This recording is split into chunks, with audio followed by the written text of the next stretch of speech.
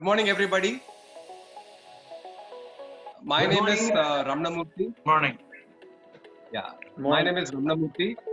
And before I start, I would like to thank Mr. Vishwanathan for including me into this group and making me join and be more knowledgeable by sharing knowledge with all you eminent project managers.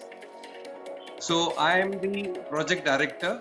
Just to give a brief about myself, I am the project director with a company called Petrofac International UAE LLC, based out of Sharjah. And my career started, I'm a mechanical engineer, passed out in 1982 as a mechanical engineer. And I started my career with a company called Coromandel Fertilizer. Okay. So in this duration, I have worked as a project engineer and a project manager, wherein the units were ammonia, urea, and the acid wing. Plus, we had one plant called the complex plant. Then on, I moved to a company called Engineers India Limited, based out at Chennai, and had about 10 years of experience in refineries, where most of my time I spent with Cochin Refineries and HPCL Vishakhapatnam. Then I was made the business development manager. So we went into petrochemicals and did one project also for ISRO.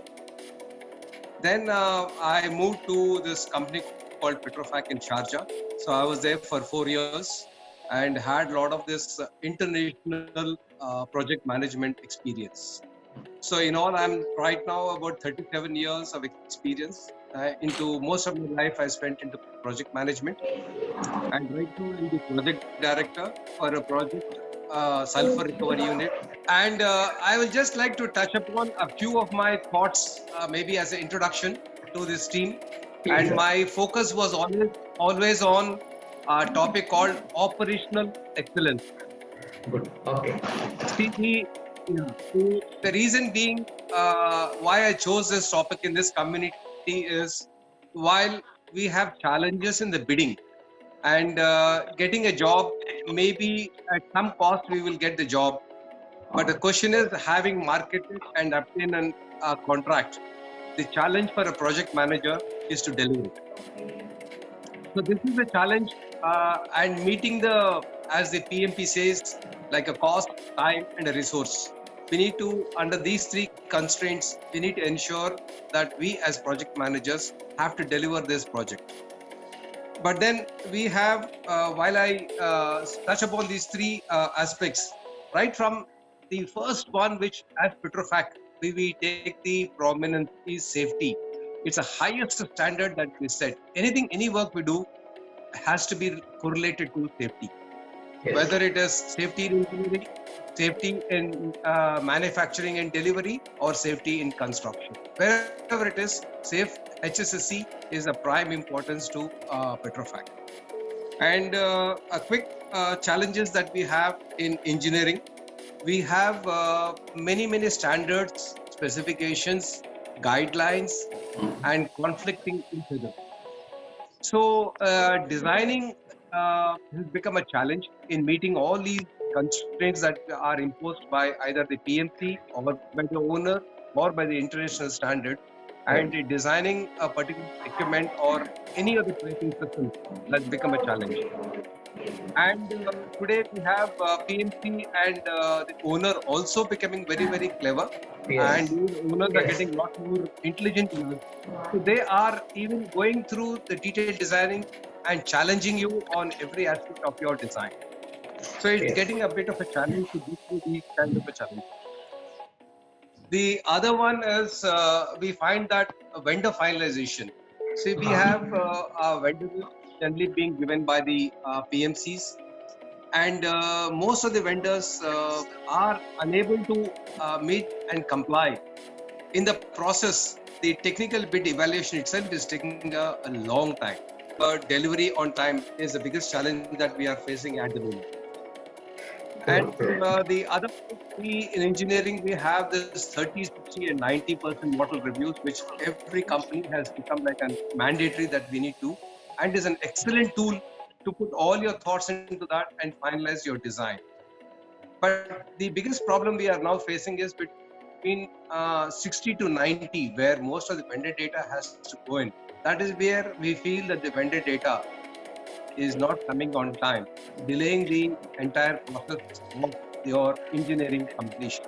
As long as you don't comply to the completion of this model, you are not able to extract the drawings and give them as construction deliverable, thereby the delays in start of construction. And many a times I find that there's a lot of innovation that can go into engineering to make our work at the three offices, Delhi, Mumbai, and Chennai, with the intent of making the work engineering deliverables a lot more smarter. So innovation has to come into these things with a lot of lessons learned that we need to implement in a very systematic and keep improving the way we work. That's called, we coin that as smart work. How can I do a particular activity in a more smarter way? Like coming to procurement, the Indian market, their capability and capacity is always being challenged. Many a times vendors promise that they have the sufficient capacity and capability, but on giving the orders, we find that they are not able to deliver. Uh, citing examples, saying that they don't have enough manpower, they don't have enough resources, nor do they have or the machine or the shop is full. We have seen this problem in practically every company, every industry that we do. This is where I feel that there has to be a constant evaluation of the Indian market, and which again goes back into timely delivery and even the engineering from, it's called the vendor engineering. Yeah, vendor That engineering. also I find that there are a lot of challenges there and a scope for improvement. How good are our logistics? That is one question that we need to answer, because we have decided on certain vendors purely based on, because of the ODC, or we call them as super ODC. Our infrastructure, the roads, we were forced to go to a vendor because we found that it is so difficult to have a smooth logistics from various other parts of the country. So this is another challenge that we need to look at, the infrastructure and how we can make a change for a better and faster delivery of this finished product. The construction part, the biggest problem that we have is the workforce. Now we today in HPCL Vishakhapatnam, the biggest challenge post-COVID is lack of skilled man. So I want to make a change to the way the skill is being developed, and I wouldn't mind starting some few skill centers and promote them in encouraging the way welding has to be done, carpentry, bar bending, scaffolding, whatever you call. All these are different skills, and today I'm getting a feeling that India is being deprived, or there's a continuous loss of the skill, and we need to enhance them through skill centers. So my thoughts also are going towards how can we make and sustain the skill that is there. And then the second thing is the competency. The competency of these people, is also actually coming down. In the process, your rejection rate is also increasing. Now today, if my welding rate and my welding has to be under 1%, today we are struggling at 3.5%. How do I make a change to my competency and make my work? I call that as, we coin the word this, I coin this word as first time right. How do we get there? Is the challenge that we have, which we need to look at. The quality in construction. This is again a big challenge. How do we improve the quality, thereby reducing my rework on the job? And the fourth challenge that we have is safety. Many people now today, complacency. This is what has set into the workforce today. And no matter, we have the toolbox talks, the mass toolbox talks, Yes. and we are trying to encourage them through many methods of this group conversation. We conduct skits. We involve the workmen to participate in a skit and tell them about electrical hazards, work at height, their family, health, and so many things. We make them do skits. As of now, we have almost conducted about 7 skits, which was appreciated by HPCL. How do you communicate this back to the workman is becoming a bit of a challenge. And the other thing I find is the right construction equipment.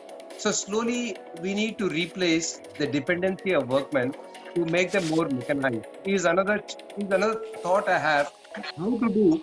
Maybe the community can discuss and maybe make a change the way we work. We still seem to be adopting the age-old practices which need to make a change. Though there are a lot of improvements today, I agree the construction implements have become a lot more mechanized, but there's a lot of scope as I have seen in the construction industry now. Some of the methods are very, very primitive, which we need to make a change and faster construction, which is becoming time. Time is essence where I save money. The only way I can keep my margins is how quick can I complete my project. So this is another challenge that we have. And bottom line, before we conclude, I mean, these are my quick thoughts in a given time. Obviously, each of them can be picked up and have a separate discussion on each of these topics, and then maybe come out with some real implementable solutions. So the other one that's right now bothering post-COVID is the legalities. Now today there are a lot of laws telling how to protect the workmen, but no, there are no laws protecting the contractor from their outflow of money. So my thought communities, each of them are given some topic, and maybe at some point each of them can be picked up in some forum and come out with concrete, implementable and pragmatic plans. So with this, I would like to thank once again and thank Mr. Vishnath for putting the team. And the next time I can give a more detailed presentation on any one topic. Thank you all.